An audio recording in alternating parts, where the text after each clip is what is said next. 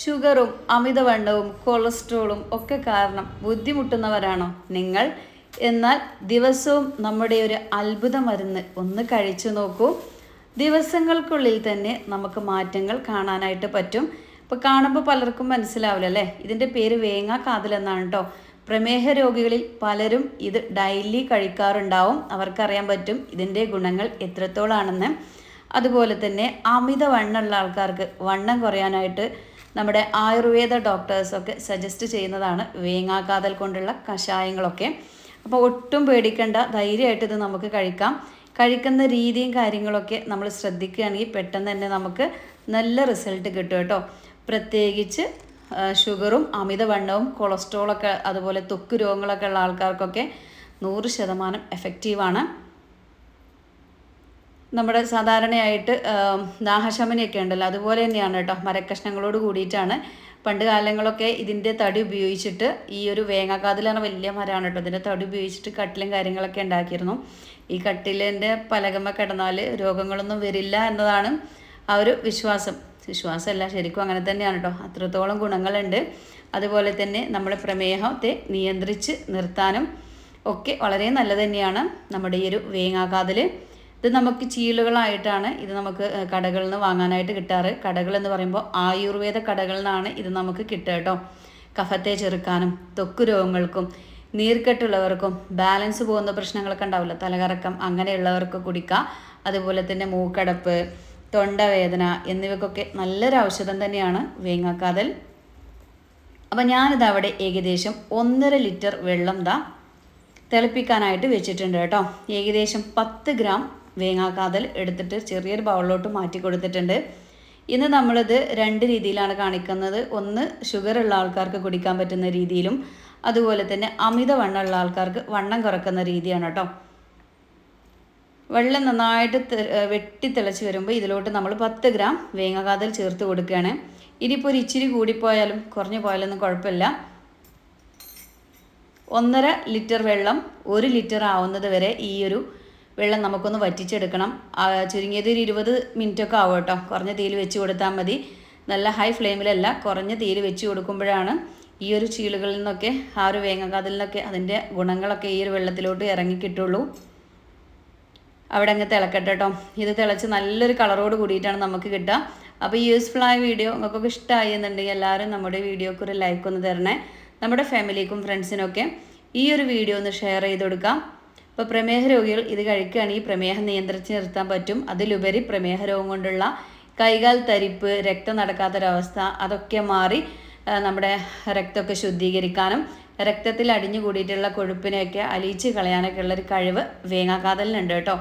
അത് കുറച്ച് സമയം കഴിഞ്ഞപ്പോഴേക്കും എന്താ അതിൻ്റെ കളറൊക്കെ നല്ല രീതിയിൽ തന്നെ നല്ലൊരു റെഡ് കളറായിട്ട് വന്നിട്ടുണ്ട്. ഇത് പോരാ, നമുക്ക് ഏകദേശം ഒരു 1/2 ലിറ്ററെങ്കിലും വറ്റി കിട്ടിയിട്ട് 1 ലിറ്റർ ആക്കണം കേട്ടോ ഈ ഒരു വെള്ളം. കുറഞ്ഞ തീ തന്നെ വെച്ച് കൊടുക്കാം. ഇടയ്ക്ക് വേണമെങ്കിൽ ഒന്ന് ജസ്റ്റ് ഒന്ന് ഇളക്കി കൊടുക്കട്ടോ. നല്ല രീതിയിൽ തന്നെ വെട്ടി തിളക്കട്ടെ. 20 മിനിറ്റ് ചുരുങ്ങിയത് വേണം കേട്ടോ. 20 മിനിറ്റ് ഇങ്ങനെ കുറഞ്ഞ തീയിൽ തിളച്ച് വരുമ്പോഴേ അതിൽ നിന്ന് ആ ഗുണങ്ങളൊക്കെ നമുക്ക് കിട്ടുള്ളൂ. ഇപ്പോൾ ഏകദേശം നമുക്ക് 1 ലിറ്റർ ആയിട്ട് മാറിയിട്ടുണ്ട്. ഈ ഒരു സമയം നമുക്ക് തീ ഓഫ് ചെയ്ത് കൊടുക്കാം കേട്ടോ.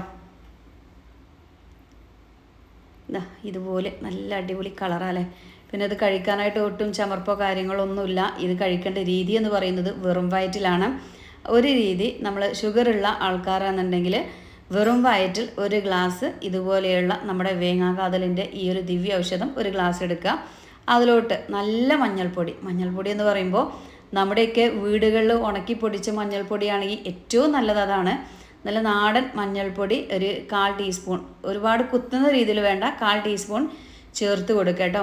എന്നിട്ട് നന്നായിട്ട് കലക്കിയിട്ട് കുടിക്കുക. ചെറു ചൂടോടെ കഴിക്കുന്നതായിരിക്കും നല്ലത്. അതാണ് നമ്മൾ പ്രമേഹ രോഗികൾ കഴിക്കേണ്ട രീതി.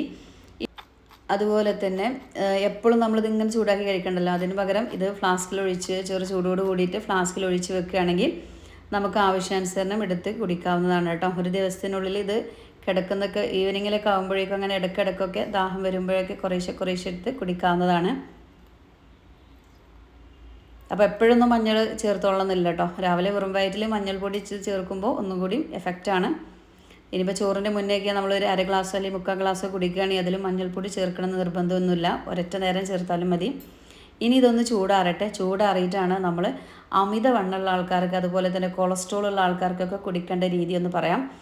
നല്ല രീതി തന്നെ ഒന്ന് ചൂടാറി വന്നിട്ടുണ്ട്. ചെറു ചൂടുണ്ട് കേട്ടോ, അത് കുഴപ്പമില്ല. ഞാനിതാ ഈ ഒരു വേങ്ങക്കാതിൽ പെട്ടെന്ന് തന്നെ അരിച്ചിട്ട് വേറൊരു ബൗളിലോട്ടോ വേറൊരു പാത്രത്തിലോട്ട് മാറ്റി വെക്കണം. കാരണം ഈ ഒരു കാതിൽ നിന്നും ഇറങ്ങി വന്നിട്ടുള്ള ഈ ഒരു മരുന്നുണ്ടല്ലോ, അതിൻ്റെ അത്രയും എഫക്റ്റുള്ള മരുന്ന് തിരിച്ച് ഇതിലോട്ട് തന്നെ തണുത്ത് കഴിയുമ്പോൾ ഈ ഒരു ചണ്ടിയിലോട്ട് തന്നെ കയറും. അപ്പോൾ ആ ഒരു ചൂടോട് കൂടിയിട്ട് തന്നെ ധരിച്ചിട്ട് വേറൊരു ഗ്ലാസ് ബൗളോ എന്തെങ്കിലും ഒരു പാത്രത്തിലോട്ട് മാറ്റി വെക്കണം കേട്ടോ. ഇനി നമുക്കിതൊന്ന് ചൂടാറട്ടെ. ചൂടാറിയതിന് ശേഷമാണ് ഞാനിതിലോട്ട് 1 ടേബിൾ സ്പൂൺ നല്ല നാടൻ തേൻ, നല്ല ചെറുതേനാണ് എൻ്റെ അടുത്തുള്ളത്, അതാണ് കേട്ടോ ചേർത്ത് കൊടുക്കുന്നത്. അപ്പോൾ അമിതവണ്ണമുള്ള ആൾക്കാർ ഇതുപോലെ തേനാണ് ചേർക്കേണ്ടത്. പ്രമേഹ രോഗികളാണെങ്കിൽ ഒരു 1/4 ടീസ്പൂൺ നുള്ള്, ഒരുപാട് കുത്തുന്ന ചുവയില്ലാതെ മഞ്ഞളും ചേർത്ത് കൊടുക്കുക കേട്ടോ. അതുപോലെ തന്നെ നമ്മൾ എന്തെങ്കിലും രോഗത്തിനൊക്കെ മരുന്ന് കഴിക്കുന്നവരാണെങ്കിൽ തീർച്ചയായിട്ടും നമ്മുടെ ഡോക്ടറുടെ നിർദ്ദേശപ്രകാരം മാത്രമേ നിങ്ങളിത് കഴിക്കാവൂ. അതെല്ലാം നോർമലായിട്ടുള്ള ഒരാൾ വണ്ണം കുറയാൻ വേണ്ടിയിട്ട് കഴിക്കുകയാണെങ്കിൽ കുഴപ്പമില്ല. ഷുഗർ ഉള്ള ഒരാൾ ഷുഗർ കുറയാൻ വേണ്ടി കഴിക്കുക, അതിനോടൊപ്പം വേറെ എന്തെങ്കിലുമൊക്കെ രോഗങ്ങളുണ്ടെങ്കിൽ തീർച്ചയായിട്ടും നിങ്ങൾ ഡോക്ടറോട് ചോദിച്ചിട്ട് മാത്രം ഇത് കഴിച്ച് തുടങ്ങാം കേട്ടോ. സാധാരണ ഒരു ഷുഗർ മാത്രമേ ഉള്ളൂ, ഒരു നോർമൽ ഷുഗർ മാത്രമേ ഉള്ളൂ, അങ്ങനെയുള്ള ആൾക്കാർ കഴിക്കുക. അതല്ലാതെ ക്രിയേറ്റിൻ അതുപോലെ തന്നെ കിഡ്നിപരമായിട്ട് എന്തെങ്കിലും ഷുഗറൊക്കെ കൂടിയിട്ട് അങ്ങനെയുള്ള ഡയാലിസിസ് ചെയ്യുന്ന ആൾക്കാരൊക്കെ ആണെങ്കിൽ തീർച്ചയായിട്ടും നിങ്ങൾ ഡോക്ടറുടെ നിർദ്ദേശപ്രകാരം മാത്രം ഇത് കുടിച്ചാൽ മതി.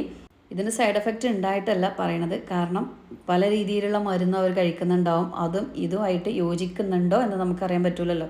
അതുകൊണ്ട് നിങ്ങൾ ഡോക്ടറോട് ചോദിച്ചിട്ട് ചെയ്യട്ടോ. സാധാരണയായിട്ട് 100-ൽ 60% ആൾക്കാരും ഷുഗർ കുറയാൻ വേണ്ടിയിട്ട് ഈ ഒരു വേങ്ങാക്കാതിൽ തിളപ്പിച്ച വെള്ളം കഷായ രൂപത്തിലോ ഇതുപോലെ പാനീയമൊക്കെ ആയിട്ട് കുടിക്കുന്നതായിട്ട് കണ്ടുവരാറുണ്ട്. തീർച്ചയായും അവർക്കൊക്കെ നല്ല യൂസ്ഫുള്ളാണ്.